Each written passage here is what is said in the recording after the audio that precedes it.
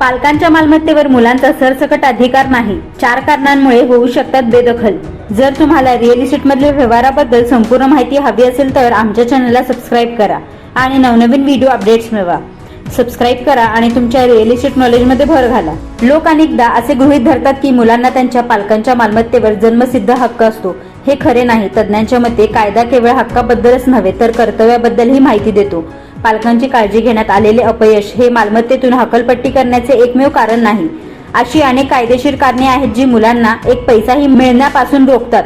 मालमत्तेचे 2 प्रकार आहेत, वडिलोपार्जित मालमत्ता आणि स्वअर्जित मालमत्ता. जर पालकांनी स्वतःच्या कष्टाने मालमत्ता खरेदी केली असेल तर त्यावर त्यांची 100% मालकी असते. ते ती मालमत्ता एखाद्या अनोळखी व्यक्तीला दान करू शकतात, ट्रस्टला देऊ शकतात किंवा मृत्यूपत्राद्वारे त्यांच्या मुलांपैकी एकाला त्यातून बाहेर काढू शकतात. अशा परिस्थितीत मुलं आपले हक्क सांगण्यासाठी न्यायालयातही जाऊ शकत नाहीत. जर मुलगा किंवा मुलगी आपल्या आई वडिलांवर हल्ला करत असेल, मानसिक छळ करत असेल किंवा इतर प्रकारे गैरवर्तन करत असेल तर पालक देखभाल आणि पालक व ज्येष्ठ नागरिकांच्या जबाबदारीतील अपयश अधिनियम अंतर्गत आपल्या मुलांना मालमत्तेतून बाहेर काढण्यासाठी न्यायाधिकरण किंवा न्यायालयात जाऊ शकतात. इतकेच नाही तर या अटी अंतर्गत पूर्वी दिलेली मालमत्ता किंवा दानपत्रे देखील रद्द केली जाऊ शकतात.